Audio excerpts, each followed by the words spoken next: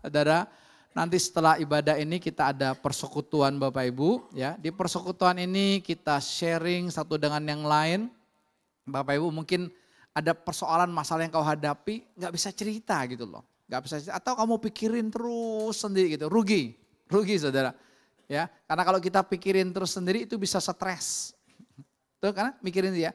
Tapi waktu kita bersama kita ngobrol lagi, kita bicarakan saudara. Tiba-tiba lepas loh. Tiba-tiba plong. Ya, kapan plongnya kita juga nggak tahu. Lalu ditanya lepasnya apa? Nggak tahu juga ya kadang-kadang ya. Tapi kok enak ya. Ya ini nanti kita jam habis ini kita makan dulu, kita mau bersekutu sama-sama ya. Oke, yang kedua, minggu depan Bapak Ibu khusus untuk ibadah minggu depan kita ibadah gabungan dengan teens. Ya, hanya satu kali aja jam 9. Ya, jadi jam 7-nya tidak ada untuk minggu depan. Ya, puji Tuhan. Saudara merasakan kebaikan Tuhan? Amin.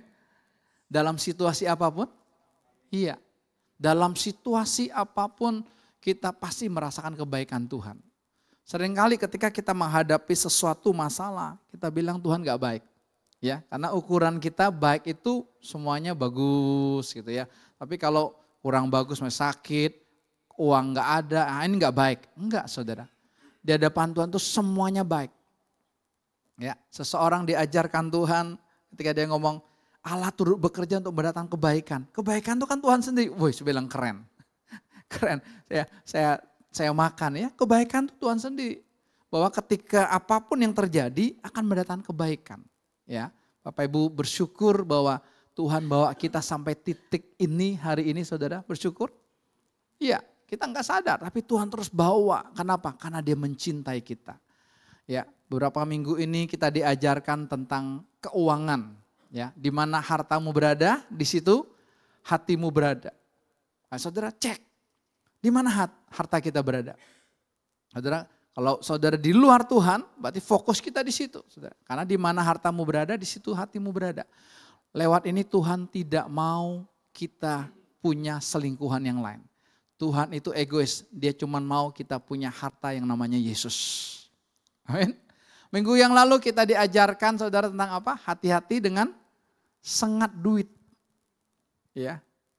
Coba duit, uang kertas gitu, kok punya sengat ya? Iya, uangnya sih nggak punya sengat, tapi ketika kita terikat dengan uang, ya segala-galanya kita hitung dengan duit, wah hati-hati saudara. Ya, saudara sebagai orang tua, saudara mulai mengamati anak saudara.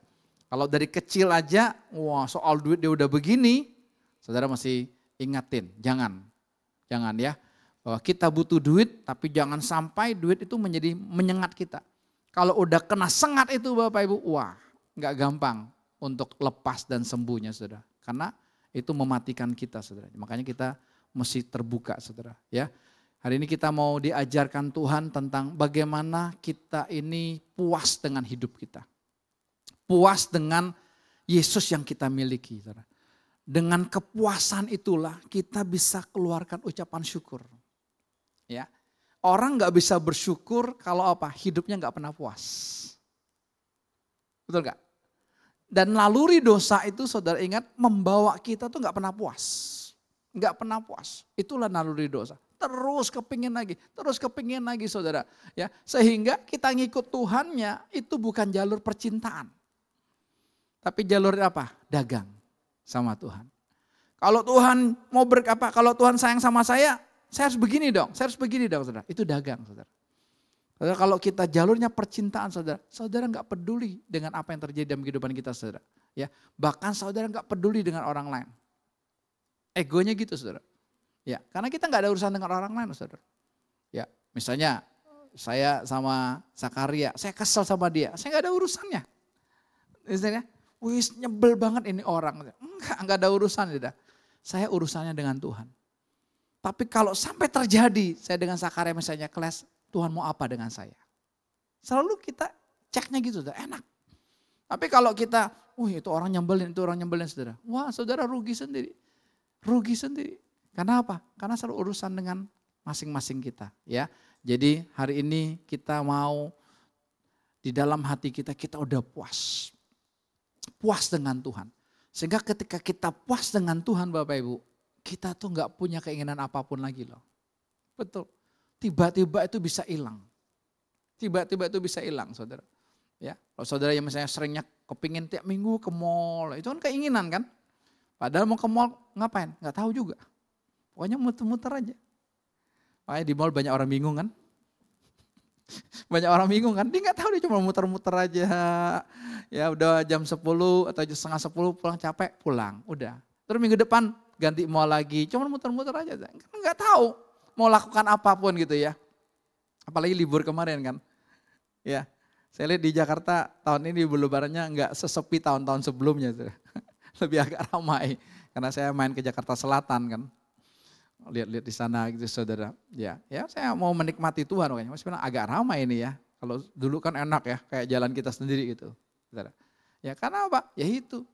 Orang tambah bingung saudara. Ya, jadi Tuhan mau dalam hati kita itu ada kepuasan. Kalau enggak, saudara, Tuhan mau kasih sebanyak apapun, tidak akan pernah keluar ucapan syukur dari mulut kita.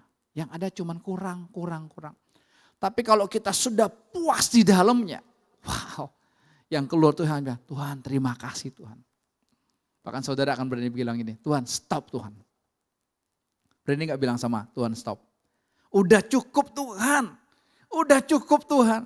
Saudara kalau berani ngomong begitu sama Tuhan keluar dari hati kita, saudara tahu gak? Tuhan itu saudara kalau kita bilang udah cukup, makin ditambahin loh. Iya, karena Tuhan mau kita itu senang. Ingat itu statusnya gitu. Saudara jangan pikir Tuhan punya rancangan yang kecelakaan, enggak ada kan. Perjanjian lama aja di kitab Yeremia aja dia bilang apa? Aku tidak pernah merancangkan rancangan kecelakaan buat kamu kan. Enggak pernah, tapi rancangan yang mendatangkan damai sejahtera. Dan masa depan, itu perjanjian lama loh. Ya, kita kan hidup dalam perjanjian baru. Tuhannya bukan hanya berjanji, tapi apa? Dia ada di hati kita. Ngapain saudara takut?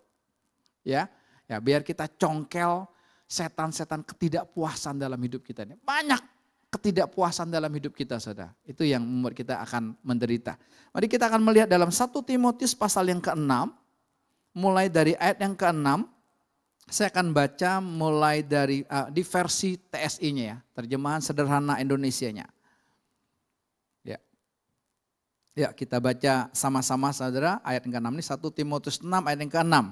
Sebaliknya kita akan mendapatkan kekayaan besar secara rohani bila kita hidup sesuai kehendak Allah disertai rasa puas dengan apa yang sudah kita miliki. Saudara, di dalam Tuhan itu kita mesti puas dengan apa yang kita miliki. Apa itu? Ini bukan teori Bapak Ibu, bukan. Tapi ini real. Nanti Bapak Ibu ketika mengalami, Bapak Ibu bilang, oh ini maksudnya ya puasnya rohani ini ya. Kok saya gak butuh apa-apa lagi. Saudara gak sadar nanti saudara yang senangnya beli-beli barang. Loh kok hilang ya? Saudara gak sadar, kok bisa gitu ya?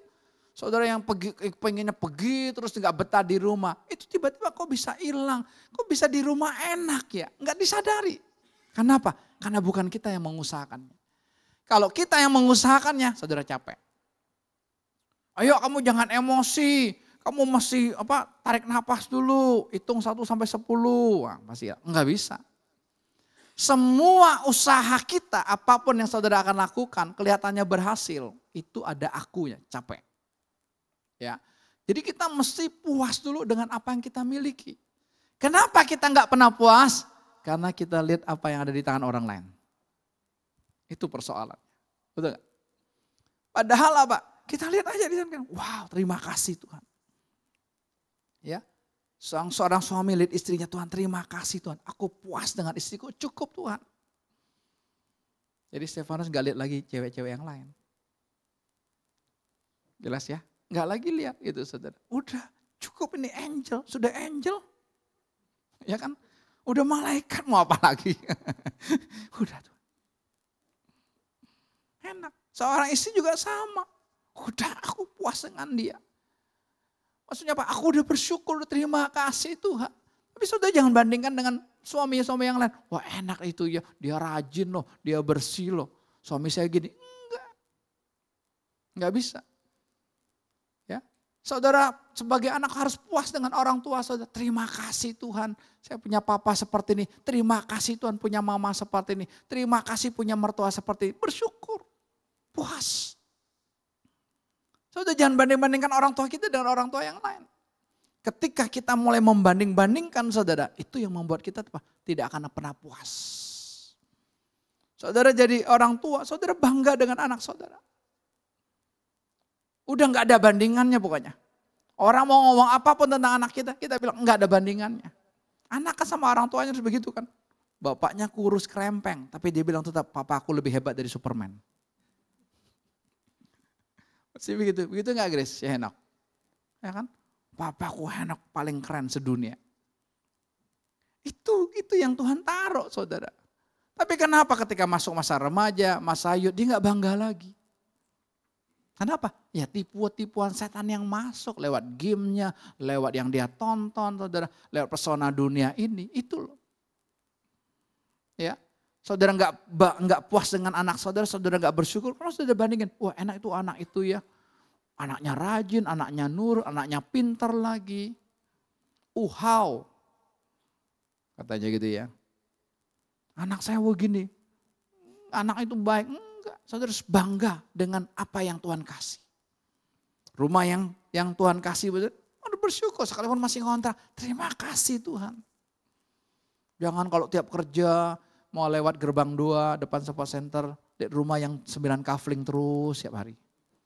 Pergi lihat rumah 9 kafling, pulang lihat rumah. Kapan Tuhan aku punya seperti ini? Saya dikasih pun gak mau saudara. Berapa pembantu?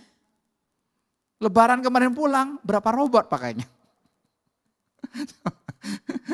Coba, case-nya berapa robot pakainya? 1 robot, mati robotnya. Ya, dia punya kemampuan sendiri Tuhan kasih. Kita ya udah. Saya ditelepon oleh seseorang karena tetangga komplain ada yang ngamuk gitu saudara. Anaknya ngamuk, anaknya gitu saudara. Oke, saya datang. Ya. Dan saya kaget gitu loh. Saya kaget itu loh. Kenapa? Enggak ada kursi rumahnya. Enggak ada meja. Tidak ada kasur. 2 kamar saya lihat melompok, enggak ada kasur, enggak ada lemari. Dan rumah itu penuh dengan debu. Saya bilang ini ada yang tinggal gak sih? Jadi saya enggak urus anaknya gitu loh. Saya cuma bilang gini, rumah ini hanya butuh Yesus. Ini rumah kalau enggak punya Yesus seperti ini nih. Ya kenapa? Karena saya bilang Bapak Ibu enggak pernah bersyukur. Rumah ini kan dikasih tinggal loh. Lalu dibalik tanya, kalau cuma rumah ini rumah kamu kasih orang tinggal kayak begini, kita bisa kesal kan? Sama loh, Tuhan kasih kita itu saudara kita nggak pernah bersyukur. Ini orang kok nggak pernah bersyukur sih. Udah sekalian saya ambil aja deh. Saya bilang, ayo butuh Yesus kalian. Saudara jadi anaknya ini ngamuk karena nggak pernah keluar, banting barang, ambil pisau saudara gitu ya. Ya setan semua. Lalu tuan rumahnya bilang, ya Pak di rumah ini banyak setan. Enggak ada saya bilang. Yang bikin setan lu sendiri. Setan kan senang yang kotor-kotor begini. Jadi ya gak bisa duduk juga sambil berdiri aja. Ya gimana mau duduk, emang gak ada kursi. Terus sampah semua. Tapi saudara, yang saya ceritakan coba.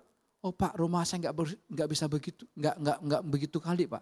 Saya masih punya kursi, saya punya meja, saya punya spring bed untuk tidur, saya punya lemari. Ini tidak ada sama sekali. Berarti betul-betul tidurnya di ubin gitu aja. Dan sampah berantakan. Saya beritakan kabar baik aja gitu. Lalu anaknya yang ngamuk ini saya deketin karena dia lagi ada di kamar. Saya bilang Tuhan Yesus sayang sama kamu. Dia ngangguk-ngangguk. Yuk kamu jangan ditipu setan seperti ini. Ayo kamu punya Tuhan Yesus saya bilang gitu. Hanya Yesus yang kita beritakan. Lalu saya baru kasih solusi berikut. Rumah ini mesti dibersihkan. Masa kalian enak sih tinggal di rumah ini? Oh Pak dibersihkan. Enggak, dia bilang. Itu sampah. Itu bukan sampah kemarin itu. Itu mah udah sampah tahunan. Tahu sampah tahunan? Bisa membedakan sampah kemarin sama sampah tahunan? Itu mah udah sampah tahunan. Saya lihat ada wastafel yang enggak berfungsi lagi. Di situ ada banyak rambut. Wih, saya ini kayak seumur hidup saya baru menemukan ada orang kayak seperti ini. Ya itu kenapa? Karena ketipu setan. Suami istri hubungannya masing-masing, anak-anak juga hubungannya masing-masing. Orang kalau ketipu setan itu seperti itu.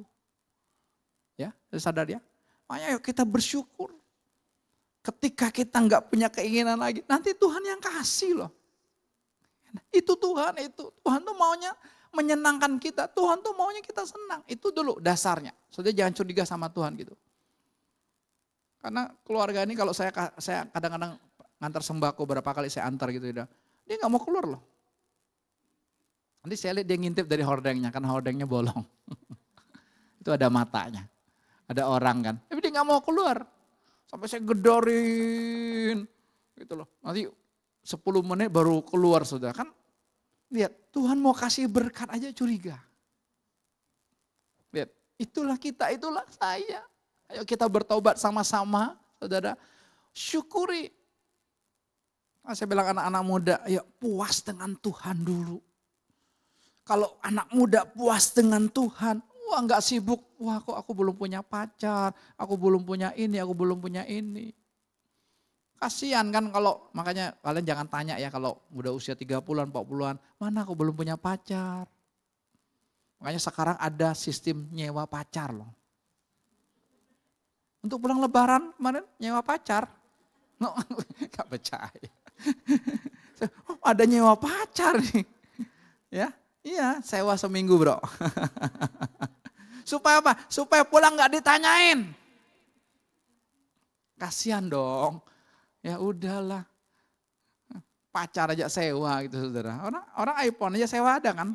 Sewa seminggu. Kan itu untuk keren-kerenan saya bilang apa kayak sementara. Gitu.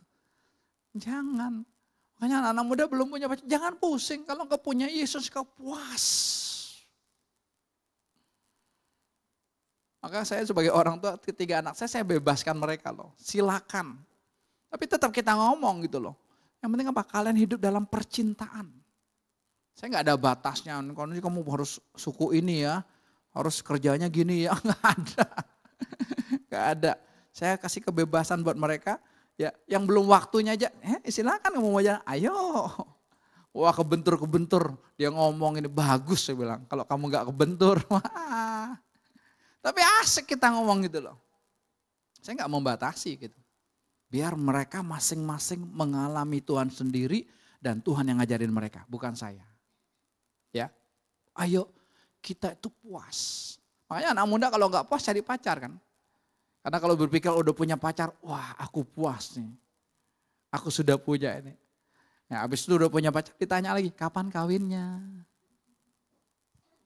Ayo. Iya ya.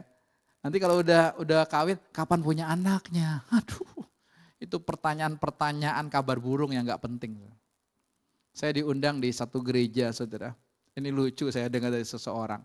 Ternyata panitianya itu, karena ini acara besar, ada panitianya, saya diundang khotbah.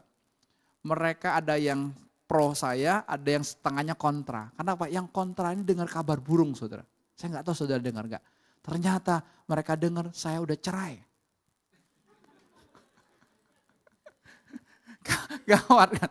Jadi panitianya ini bagi dua, yang setengah bilang jangan. Karena saya dengar dia udah cerai gitu loh sama istrinya. Oh, ya sama istrinya. Saya waktu dengarnya saya bilang, itu tuh kabar burung tuh betul-betul menyesatkan kita loh. Menyesatkan kita, makanya jangan pernah dengar yang gitu-gituan saudara. Dengar aja Tuhan ngomong apa Tuhan ajar gitu ya. Sampai bilang gitu. Ya makanya waktu saya datang ke saya ajak istri saya. Memang saya biasa kan ngajak istri gitu. Kaget mungkin kan. Oh kabar burung ternyata ya. Sampai begitunya masa panitia ribut gitu. Dari mana berita itu? Ya, karena salah satu panitianya padahal teman anak saya. Temenan dia. Tahu kan pasti bisa nanya kan harusnya gitu. Lihat, itulah kabar burung. Saya waktu dengar saya bilang kurang aja itu setan ya. Orang bisa percaya loh. Kan harusnya kan nanya aja ketemu kan, Pak Bapak cerai ya. Ini kan perkara besar loh, kalau cerai kan udah dipecat jadi kependeta ada sebagainya kan. Sampai bisa begitu, itulah kabar burung. Ya, tapi saya nggak goyah. Udah terserah kalian. Ya, saya khotbah aja. Memang saya belum dengar kan. Habis itu baru saya dengar berita itu. Saudara. Udah, ayo puas dengan apa yang kita miliki. Kalau anak muda nggak puas, saudara nanti waktu menikah, saudara ini ucapan selamatnya apa? Ya, ucapan selamatnya apa? Selamat berbahagia kan? Jadi tujuan menikah tuh untuk dapat bahagia. Meleset. Enggak. Saya udah bahagia dulu. Keren banget kalau gitu. Saya udah bahagia dulu tanpa pacar. Saya ngomong begini tuh coba 26 tahun yang lalu saya dengar gini. Enak saya. Cuman ya sudah. Saya baru nangkepnya saat ini Tuhan ajarin kan. Wah saya sudah bahagia dulu. Jadi mau punya pacar gak punya pacar kan enak. Kalau enggak nanti diputusin. Ada istilahnya patah hati. Lagu siapa itu? Lamar Katullah. Satu generasi gitu. Patah hatiku, jadinya. Surya belum lahir, Surya. Monek kamu belum lahir, Monek. Jangan-jangan Andri juga belum lahir. Lamar Katullah ya keren itu. Ini patah hatiku jadinya gitu. Mana ada patah hati harusnya kan? Kenapa? Karena ingin isi kekosongan. Kalau udah penuh, Tuhan yang kasih kan. Ya gak mungkin patah. Itu dasarnya dulu saudara. Jadi tentu kita mesti sadar bahwa ayo puas dengan apa yang kita miliki. Dengan istri yang kita miliki. Jangan banding-bandingkan dengan wanita lain. Ketika kita bandingkan bisa masuk roh perselingkuhan loh. Setan tuh kurang ajar gitu. Suami kita, wih terbaik sedunia. Betul. Di dalam hati kita terserah orang mau ngomong apa. Anak kita yang terbaik. Ya, tapi ketika ada masukan dari yang lain kita jangan tolak. Jangan. Sikap hati itu nyambut. Anak kamu begini, oh ya terima kasih ya. Nanti kita nasihatin anak kita. Tapi dalam hati kita, anakku terbaik. Gitu. Suamiku terbaik. Istriku terbaik. Orang tuaku terbaik. Saudara, pemimpinku terbaik. Bosku terbaik. Sikap terus seperti itu. Ya, itu muncul karena apa? Karena kita berkata, Tuhan, sungguh-sungguh ada tandingannya dalam hidup. Itu loh, itu tuh akibatnya nanti kan. Oke, kita lihat ayat yang ke-7. Ayat yang ke-7, karena kita tidak membawa apa-apa ketika lahir ke dunia dan tidak mungkin kita membawa harta apapun ketika kita meninggal dunia. Kita nggak bawa apa-apa. Betul-betul lahir polos kan. Pulang juga polos. Ya. Hari Senin yang lalu kami pergi ke Lampung Bapak Ibu. Ya, karena mendengar ada orang tua yang sakit. Ya, Tuhan taruh di hati saya itu untuk menyembuhkan orang sakit. Ya. Kan Tuhan perintahkan di dalam Markus kan tanda-tanda orang percaya ya tumpangin tangan atas orang sakit sembuh. Kita tidak doakan orang sakit tapi kita tumpang tangan. Ya, saudara praktek. Jangan takut. Ya. Jangan takut saudara praktek aja. Tumpangin tangan. Kita tidak mendoakan saudara. Wah, Tuhan sembuhkan, bukan. Tuhannya sudah ada dalam diri kita yang menyembuhkan, kita yang menyalurkan saudara. Ya, deh kami berangkat pagi-pagi nyebrang kapal saudara. Ya, waktu tiba, ya saya bilang kita makan dulu deh. Udah jam 11-an, jam 10 lewat lah sampai jam 11 gitu. Ya, lagi pesan makanan tiba-tiba WA masuk. Sudah meninggal. Jadi belum sampai sempat ketemu di rumah sakit, sudah meninggal saudara. Istri saya liatin saya, Pak udah meninggal. Ya kayaknya gimana? Sakit kan lebih mudah kan daripada meninggal. Betul gak? Sakit lebih mudah dong daripada meninggal gitu kan. Lebih resikonya lebih besar gitu. Saya cuman bilang gini, di hati saya Tuhan taruh gini. Saya bilang menyembuhkan sama membangkitkan sama aja. Sama dong. Bagi Tuhan sama kok. Pilek sama kanker sama gak? Sama bagi Tuhan. Saudara, linu sama stroke sama gak? Sama. Di hadapan Tuhan sama kok. Saudara jangan penyakitnya, salurkan. Saya bilang sama kok menyembuhkan atau membangkitkan sama. Ya udah. Kami sampai ke rumah sakit saudara. Ya, lalu keluarganya suruh keluar. Karena ini dari Islam. Ya, keluar dulu ya.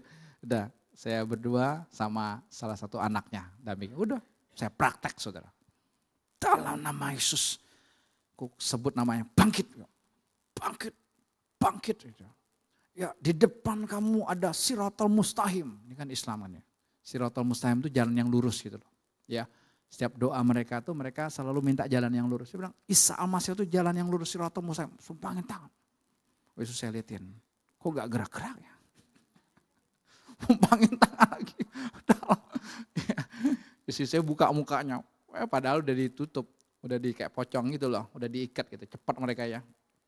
Ya, udah 15 menit, ambulannya udah datang, mau antar ke kampung.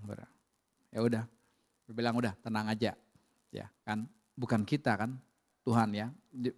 Ada sih kerinduannya, kalau bangkit nih sekampung bertobat loh. Sekampung tuh keluarga mereka semua. Satu kampung tuh jadi anak family, anak ini gitu loh. Waktu mereka kumpul mereka tanya, kamu tinggal di sini. Jadi satu kampung tuh, nggak ada orang luar. Udah nggak apa-apa. Lalu ini mau langsung mau bawa ke kampung kan, saya tanya, mau nggak kampung? Ayo saya bilang, itu udah kesini karena ke kampungnya butuh 4-5 jam lagi.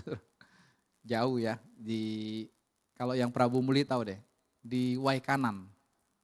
Bro Andi tahu ya, Waikanan ya.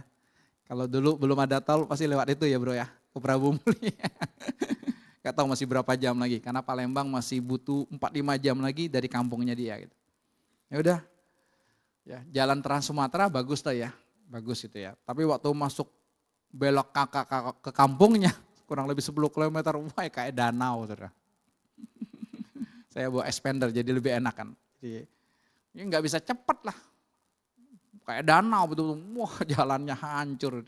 Sampai kampungnya, udah maghrib, saya bilang mereka hebat banget loh. Kalau kita ya Tionghoa ya bisa 3 hari, 4 hari, 5 hari, seminggu ya. Mereka meninggal jam 11, jam 7 malam itu dikubur. Ya langsung dimandiin, disolatin ya, kami ikut aja pokoknya. Kan saya nggak ada urusannya kan, saya urusannya dengan Tuhan, Tuhan mau apa dengan saya gitu kan. Udah. Lalu anaknya dia, mau ikut penguburan nggak? Ikut aja. Di ujung kampungnya itu dia naik hutan, saudara, lagi hujan. Selesai udah berhenti hujan, tapi becek banget udah. Wah saya bilang ini bahaya banget nguburin bisa kegelincir gitu kan. Wah di tengah-tengah hutan betul-betul. Udah saya liatin itu ya, digigit nyamuk hutan gede-gede. Hutan limbah betul-betul. Yang ngelewatin kuburan. Tapi nggak ada rasa apapun. Saya bilang Tuhan keren ya. Tapi Tuhan lihat, datang polos, pulang polos. Hanya pakai kain kafan aja. Enggak ada apapun. Saudara. Ya, langsung malam itu selesai, saudara. Ya, saya melihat Tuhan aja. Ada yang lihat ketika saya kasih tahu Siratul Mustaqim itu saudara, ternyata yang dibangkitkan itu rohnya. Ya, salah satu cucunya punya penglihatan melihat bahwa eyangnya ini rohnya mati. Tapi waktu saya bilang, bangkit rohmu, bangkit saya bilang gitu. Itu rohnya bisa bangkit dan bisa melihat jalan yang lurus. Tadinya dia bingung karena jalannya banyak sekali di dunia rohnya. Tapi ketika saya bilang itu jalan yang lurus, dia bisa melihat saudara. Saya bilang Tuhan itu keren. Saya sambut buat saya makan. Gak apa, bukan kita. Yang penting apa? Kita salurkan aja. Ya, saudara praktek aja. Jangan kita pintar teori. Ya itu kan menyembuhkan orang sakit, terus mengusir setan. Paling mudah sebenarnya ngusir setan. Paling mudah di antara yang lain itu. Iya, karena kan setan udah kalah. Jadi paling mudah saudara. Saudara jika ada kerasukan saudara tinggal perintahkan saudara, Yesus ada dalam diri saudara, itu setan kabur saudara. Ya, mulai ya kalau mau praktek usir setan dulu. Jadi kalau ada di rumah yang kerasukan setan, nggak perlu panggil saya. Amin. Sis, anak saya. Usir setan sendiri, kenapa? Yesusnya sama. Bukan Yesus saya lebih gede. Oh Yesus saya kecil pak. Enggak. Yesus kita sama saudara, kita tinggal salurkan. Tapi saya lihat, wah Tuhan itu keren banget. Luar biasa ya. Ketika apa? Kita mau melangkah aja. Ya, mau menyatakan aja. Salah satu cucunya udah dapat saudara. 3 hari lagi eyang itu akan meninggal gitu. Oh dia bilang, Om, Tuhan bilang gak usah dibangkitin. Udah selesai semua gitu. Ya om ngikutin Tuhan aja. Kan bukan bangkit secara lahiriahnya Tuhan. Tapi kan bangkit rohnya. Ya udah kita sambut saudara. Ingat kita gak bawa apa-apa. Ya, makanya jangan punya keinginan terus. Ketika punya keinginan gak pernah puas. Wah kita akan capek ikut Tuhan. Capek loh. Sampai meninggal. Nanti kita gak puas. Wanita Samaria. Dalam Injil Yohanes pasal yang keempat itu menunjukkan apa? Dia nggak pernah puas hidupnya. Makanya suami yang ke-6 kan dia bilang apa? Enggak puas kan? Tapi ketika dia ketemu dengan Yesus, air hidup itu saudara. Wah, Yesus bilang ini, kalau kamu minum air yang kuberikan kepadamu. Pertama apa? Kamu tidak haus lagi, alias apa? Puas. Kalau orang sudah puas saudara, dia gak butuh lagi air dunia untuk memuaskan hatinya. Enggak. Yang kedua Tuhan bilang apa? Dari dalam hatimu memancar. Sama-sama bilang. Memancar. Udah memancar belum? Saya sadar, ini belum memancar dalam hidup saya. Harusnya kan memancar. Teman saya cerita saudara. Ya, dia ngusur setan berjam sampai berapa jam. Enggak lepas-lepas saudara. Tiba-tiba papanya pulang. Baru sampai pagar saudara, itu setan lepas. Setannya kabur waktu papanya datang. Dia cerita pengalamannya gitu. Hebat banget kan. Kan Yesus seperti itu kan. Orang gila di Gerasa coba. Belum diusir aja udah, jangan ya. Ya, biarkan aku ke babi aja. Saudara, lihat. Kita kan sama harusnya. Kasih toel kiri kanan, bilang kita sama kok. Saudara mungkin kayak nyinyir kayak, Bapak teori. Enggak. Loh Yesusnya kan ada di hati kita. Harusnya kan orang waktu ketemu kita, lewat dekat kita, beda loh. Betul gak? Bukan merinding bro. Tapi betul, wih ini orang beda loh. Yesus kan begitu, dimanapun dia lewat kan. Makanya sampai seorang menapor, aku pegang jubahnya aja, asal aku pegang jubahnya aku, semua pegang jubahnya. Kita ini orang sakti. Cuma masalah apa? Kita gak berani, gak pede. Karena itu masih kosong. Saya makan dulu nih buat saya nih, masih kosong. Belum full Yesus. Kalau udah full Yesus saya bilang, udah. Gak usah teriak-teriak, gak usah 15 menit, bangkit. Langsung bangkit. Harusnya gitu, orang sembuh, langsung. Ya, langsung berjalan yang lumpuh, yang timpa, langsung harusnya. Ya makanya terus saudara. Kita terus memasuki area Tuhan. Terus kita berperkara dengan Tuhan saudara. Nanti Bapak Ibu semua kita ini orang-orang sakti. Kemarin baru aja teman kesaksian di Zoom saudara. Orang yang kena AIDS, HIV itu saudara.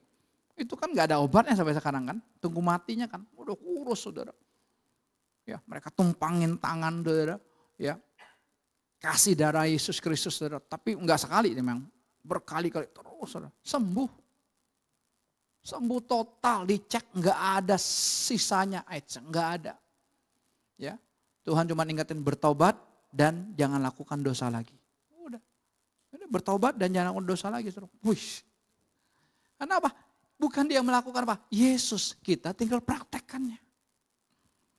Makanya saya ingatkan kita tidak mendoakan orang sakit ya. Jangan ya. Tapi apa? Menyembuhkan orang sakit beda. Mendoakan. Oh saya mendoakan. Menyembuhkan kok. Apa? Yesusnya yang mengalir dari hidup. Kuasanya mengalir saudara. Ya. Oke. Berikutnya ayat yang ke-8.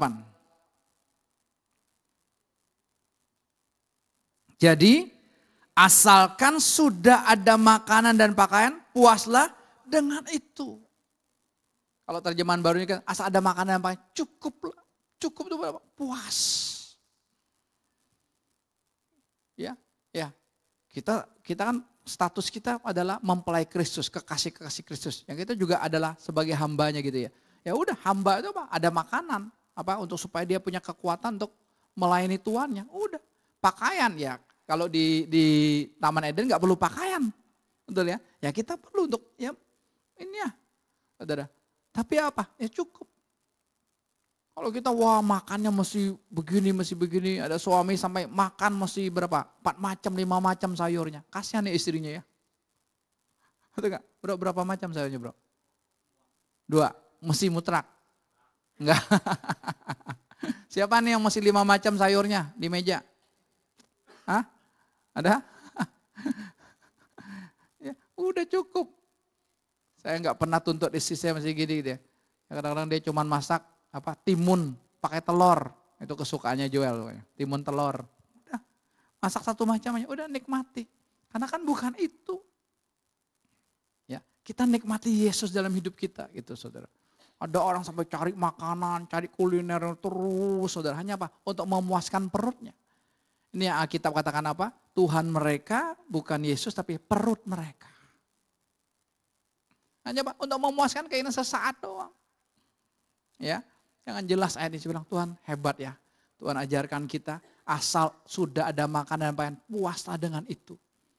Ketika kita puas ada ucapan syukur, terima kasih Tuhan buat hidangan yang Tuhan siapkan ini, ya, buat timun telur ini Tuhan, ini adalah tubuhmu, aku nikmati. Udah, nikmati.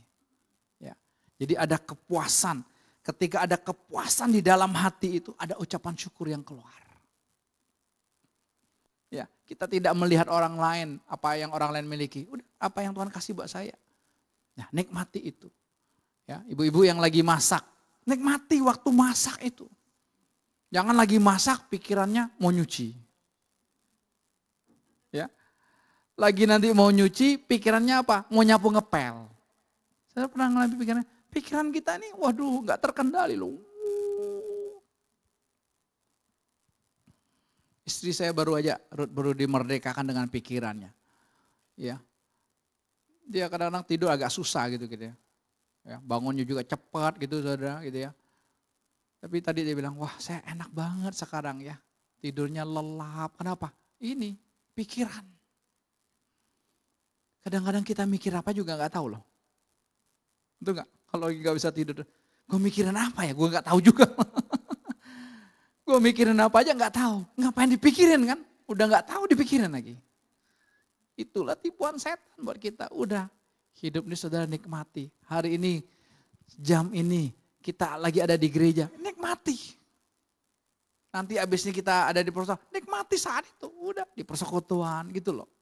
Kalau saudara gak bisa nikmati saat ini, saudara mikirinnya yang kemarin. Waduh gua salah ya keputusan. Saudara menyesal, saudara terus rugi.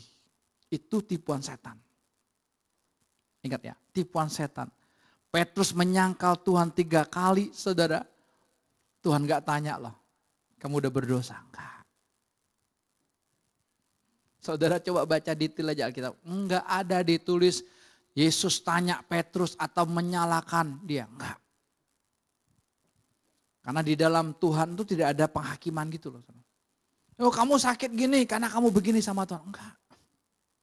Jadi jangan hidup dengan penghakiman. Oh saya begini karena saya begini-begini. Enggak. Itu cintanya Tuhan buat kita kalau kita mengalami sesuatu supaya apa? Tuhan dapetin kita. Tapi jangan jalurnya dari penghakiman, jalurnya dari penghukuman. Enggak. Allah itu kasih. Barang siapa yang kukasih, ya ku tegur dan ku hajar. Bukan, oh dia kasih ini karena kita salah. Enggak. Ya. Lalu jangan mikirin hari esok. Ingat, hidup kita hari ini, untuk hari ini ada satu pribadi yang sudah memikirkan kita. Namanya Tuhan Yesus. Dia tinggal dalam hidup kita, tinggal apa? Bebaskan dia aja. Bebaskan Tuhan saudara. Ya. Oke kita lihat ayat yang ke-9. Nah ini saudara kalau kita nggak puas, yang terjadinya seperti ini ayat 9. Orang-orang yang ingin kaya seringkali jatuh ketika mengalami pencobaan. Mereka terjebak dalam jerat iblis ketika mereka tanpa menyadari bahayanya mengikuti hawa nafsu yang bodoh dan merugikan. Akibatnya mereka tiba-tiba tertimpa kerugian besar sampai binasa. Lihat, orang-orang yang ingin kaya, garis bawah kata ingin. Ada seseorang tanya sama saya, Pak, kita orang Kristen mempelai Kristus boleh kaya enggak? Boleh. Yang enggak boleh itu punya keinginan. Karena keinginan itu dari setan.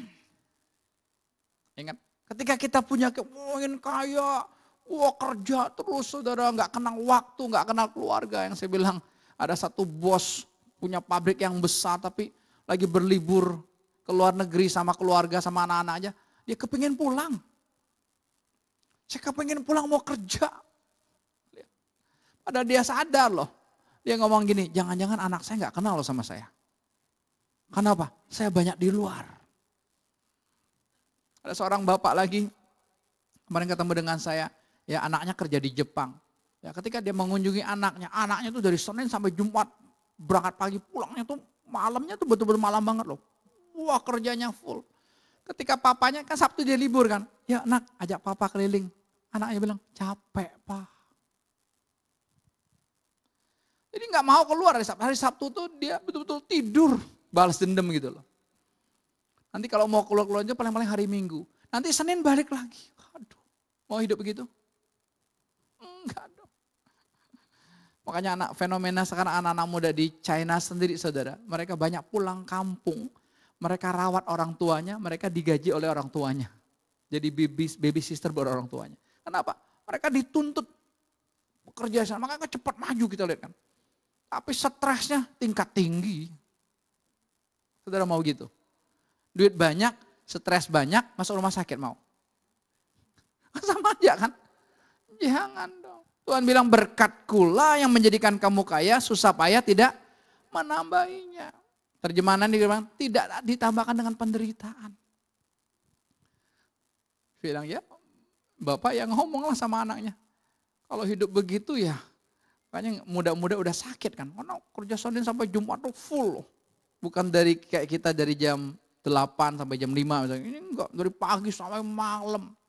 Pulang malam hari besok kerja lagi. Makanya hari Sabtu ya terkapar. Ajak pergi aja jalan-jalan gak mau loh. Gak mau. Saya capek, saya mau tidur. Ya, ngeri sekali kan. Yuk kita puas dengan apa yang ada di hidup kita saudara. Kata puas ini bukan kita diam. Enggak. Sama seperti Tuhan ngajarkan kata sudah selesai. Sudah selesai itu bukan berarti sudah berakhir. Enggak. Tuhan masih terus interaksi dengan kita sampai dia mendapatkan kita seutuhnya. Memang statusnya sudah selesai. Dia udah menyelesaikan semuanya. Tapi dia belum berakhir. Untuk apa? Terus beracara dengan kita. Kita juga sama. Puas. Tapi bukan diem. Bukan diem. Ya. Ya apa yang Tuhan gerakkan? Terus saudara. Ya. Jadi ini, kalau kita ingin kaya, ya kita akan terjerat nanti. Kita akan melakukan cara-cara nanti yang Tuhan tidak kehendaki dalam hidup kita. Ayat yang ke-10. Kita baca yang ke-10. Karena cinta akan uang adalah penyebab utama dari segala kejahatan. Banyak orang sudah tersesat dan meninggalkan keyakinan mereka kepada Kristus demi mengejar harta duniawi. Yesus saja dijual, Yesus saja ditinggalkan. Ini ya yang kami diajarkan hari-hari ini, kita berpikir aja tentang diri kita, tentang pasangan kita, tentang anak kita, tentang orang tua kita. Tuhan bilang apa? Kamu sudah berselingkuh. Jelas. Ya, kami kan sharing terus ya. Apa sih yang Tuhan ajarin buat Ruth, buat saya gitu, kami berbagi gitu ya. Ya ketika lagi jalan aja kita ngobrol aja, apa sih yang Tuhan ngomongin. Ya Tuhan ajarin, mikirin diri kita aja. Tuhan bilang apa? Itu berselingkuh. Jadi berselingkuh itu bukan dengan suami orang, istri orang, bukan. Di hadapan Tuhan tuh berselingkuh itu ketika apa? Kita memikirkan diri kita sendiri. Kita memikirkan masa depan kita. Kenapa? Tuhan gak mau. Dia egois, dia memiliki hidup kita. Dia yang sudah memikirkan kita. Bapak Ibu tinggal terima, beres. Terima aja, beres. Ya. Jadi jelas ayat ini dikatakan banyak orang sudah tersesat meninggalkan keyakinan mereka kepada Kristus demi mengejar harta duniawi. Pada akhirnya apa? Yang mereka dapatkan hanya sakit hati yang pedih dan penderitaan yang berat. Ending hidupnya saudara. Bukan mengalami Tuhan. Tapi yang ada sakit hati. Suami hanya sakit hati sama istri. Istri hanya sakit hati sama suami. Orang tua sakit hati sama anak. Anak sakit hati sama orang tua. Karena minta warisan gak dikasih, sakit hati. Fokusnya uang.